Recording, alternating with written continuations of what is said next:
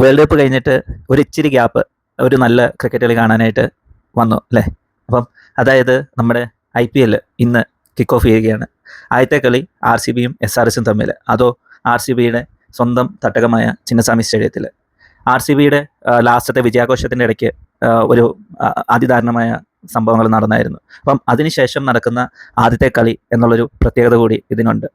അപ്പം നമുക്കറിയാം RCBയുടെ ഒരു മാർക്കി പ്ലെയർ അല്ലെങ്കിൽ RCBയുടെ ഫേസ് എന്ന് നമുക്കറിയാം, പറയാൻ പറ്റുന്ന ഒരാൾ നമ്മുടെ വിരാട് കോഹ്ലി. അപ്പം കോഹ്ലിയും ഒരിടവേളയ്ക്ക് ശേഷം 2020 കളിക്കാനായിട്ട് ഇറങ്ങുകയാണ്. അപ്പോൾ ഇതിന് മുന്നേ നടന്ന 1 ഡേ ഒക്കെ വെച്ച് നോക്കിയാൽ നമുക്കറിയാം പുള്ളി വളരെ മികച്ച ഫോമിലായിരുന്നു ബാറ്റ് ചെയ്തിരുന്നത്. അടുപ്പിച്ചടുപ്പിച്ച് back to back 50s 100s ഒക്കെ പുള്ളി നേടി ഫോമിലായിരുന്നു എന്ന് തെളിയിച്ചുകൊണ്ടുള്ളൊരു നിൽക്കുന്ന ഒരു സമയത്താണ് പുള്ളി 2020 കളിക്കാത്തത് കൊണ്ട് തന്നെ ഒരു ഗ്യാപ്പ് വന്നത്. അപ്പം എങ്ങനെ പോയി കഴിഞ്ഞാലും പുള്ളി നല്ലൊരു കോൺട്രിബ്യൂഷൻ തന്നെ ടീമിന് നൽകും എന്ന് നമുക്ക് പ്രതീക്ഷിക്കാം. കാരണം പുറത്ത് വരുന്ന വീഡിയോസും പ്രാക്ടീസ് ഫോട്ടോസൊക്കെ ആണെങ്കിൽ തന്നെ പുള്ളി നല്ല രീതിയിൽ തന്നെ ഇവിടെ ട്രെയിൻ ചെയ്യുന്നുണ്ട് ചിന്നസ്വാമിയിൽ. പിന്നെ പുള്ളിക്ക് ഓപ്പണിംഗ് പാർട്ണറായിട്ട് വരുന്നത് കഴിഞ്ഞ വർഷത്തെ പോലെ തന്നെ ഫിൽ സോട്ട് ആയിരിക്കും. പിന്നെ ഈ ഒരു സീസണിൽ RCBക്ക് ഉണ്ടാകുന്ന ഒരു പ്രധാന തലവേദന എന്ന് പറയുന്നത് ഇവരുടെ ബോളിംഗ് തന്നെയായിരിക്കും. അതായത് ഹേസൽവുഡ് പുള്ളി ലാൻഡ് ചെയ്തിട്ടുണ്ടെങ്കിലും പുള്ളിക്ക് ആദ്യത്തെ കുറച്ച് കളികൾ മിസ്സാവും. പിന്നെ യശ് ദയാൽ നമുക്കറിയാം പുള്ളി കുറച്ച് പേഴ്സണൽ ഇഷ്യൂസ് കാരണം ഈ ഒരു സീസൺ ഫുള്ള് കളിക്കുന്നുണ്ടാവില്ല എന്ന് ഓൾറെഡി RCB കൺഫേം ചെയ്തിട്ടുണ്ട്. അപ്പം പിന്നെ വരുന്നൊരു നറുക്ക് വീഴുന്ന അവരുടെ പേസ് അറ്റാക്ക് നയിക്കാനായിട്ട് മെയിനായിട്ട് വരുന്നതെന്ന് പറഞ്ഞു കഴിഞ്ഞാൽ ഭുവനേശ്വർ കുമാറാണ്. നമുക്കറിയാം പുള്ളിക്ക് ഇപ്പം അടുത്തെങ്കിലും ഒരു ഇൻ്റർനാഷണൽ എക്സ്പീരിയൻസ് ഇല്ല. അപ്പം ആക്ച്വലി പുള്ളി ട്രെയിൻ ചെയ്യുന്ന എല്ലാം ഡൊമസ്റ്റിക്കും അങ്ങനെയുള്ള കാര്യങ്ങളെല്ലാം കൂടിയാണ്. അപ്പം ഒരു പരിധിവരെ പുള്ളിക്ക് എങ്ങനെ ഈ ഒരു അറ്റാക്കിനെ ഹോൾഡ് ചെയ്യാൻ കഴിയുക എന്നുള്ളതിനെ ആശ്രയിച്ചിരിക്കും RCBയുടെ ഇന്നത്തെ കളിയിലെ എല്ലാ സാധ്യതകളും. കാരണം എന്തെന്ന് വെച്ച് കഴിഞ്ഞാൽ ഇങ്ങേ സൈഡിൽ എന്തിനും പോരാത്ത SRHനെ കുറിച്ച് ബാറ്റ്സ്മാൻമാരാണ്. അതായത് നമുക്കറിയാം അഭിഷേക് ശർമ്മ, ട്രാവിസ് ഹെഡിൻ്റെ ഓപ്പണിങ്, അത് കഴിഞ്ഞ് ഇഷാൻ കിഷൻ 1 ഡൗൺ ആയിട്ട് വരും. പിന്നെ 4ാമത് ബാറ്റ് ചെയ്യാൻ പോകുന്ന ഹെൻറിച്ച് ക്ലാസൻ, അത് കഴിഞ്ഞ് പിന്നെ അനികേത് വർമ്മ. അങ്ങനെ ഒരു വലിയൊരു ബാറ്റിംഗ് ലൈനപ്പ് തന്നെയാണ് SRHനുള്ളത്. അപ്പം മെയിൻലി ഇന്ന് നമുക്ക് കാണാൻ പോകുന്ന ഒരു കോൺടെസ്റ്റ് എന്ന് പറയുന്നത് ഹൈദരാബാദിൻ്റെ ഒരു ബാറ്റിംഗ് അറ്റാക്കും ഇങ്ങേ സൈഡിൽ ഒറ്റയ്ക്ക് ഹോൾഡ് ചെയ്യാൻ പറ്റുന്ന ഒരു കോഹ്ലി ആയിരിക്കും മിക്കവാറും നമുക്കിന്ന് കാണാൻ പറ്റുന്ന ഒരു കളി.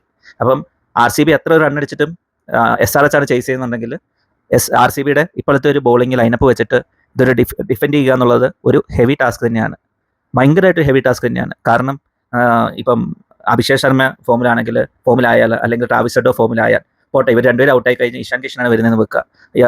ഈ വേൾഡ് കപ്പിൽ അല്ലെങ്കിൽ ഇതിന് മുന്നേ ഡൊമസ്റ്റിക് സീസണിലെ ഒരു ഇതേ രീതിയിലാണ് കളി പോകണമെന്നുണ്ടെങ്കിൽ ഉറപ്പായിട്ടും ഇഷാൻ കിഷൻ സിംഗിൾ ഹാൻഡ്ലി നന്നായിട്ട് തന്നെ SRHനെ ജയിപ്പിച്ച് കയറ്റും ചേസിങ് ആണെങ്കിൽ.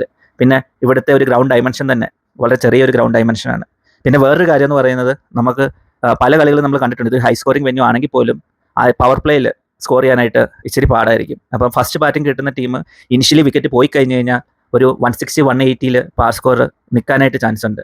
ഇനി അതല്ല, പവർ പ്ലേയിൽ നന്നായിട്ട് നോക്കി കളിച്ച് അത് കഴിഞ്ഞുള്ള അറ്റാക്കിങ് ഓൺ ആക്കുകയാണെന്നുണ്ടെങ്കിൽ ഒരു 200 220 വരെ പോകാൻ പറ്റിയൊരു ഗ്രൗണ്ടാണ്.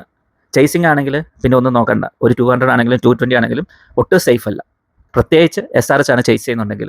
അപ്പം എൻ്റെ ഒരു പ്രഡിക്ഷൻ, ഇന്ന് RCB ആണ് ഫസ്റ്റ് ബാറ്റ് ചെയ്യുന്നതെന്നുണ്ടെങ്കിൽ SRH ജയിച്ചിരിക്കും. അതല്ല, SRH ആണ് ഫസ്റ്റ് ബാറ്റ് ചെയ്യുന്നതെന്നുണ്ടെങ്കിൽ SRHനൊരു 150 160 നടത്താൻ കഴിഞ്ഞു കഴിഞ്ഞാൽ, കോഹ്ലിയും സോൾട്ടും ഓപ്പണിങ്ങിൽ നല്ലൊരു പ്രകടനം നടത്തി കഴിഞ്ഞാൽ RCB ഇന്നത്തെ കളി ജയിക്കാനുള്ള എല്ലാ ചാൻസും കാണുന്നുണ്ട്.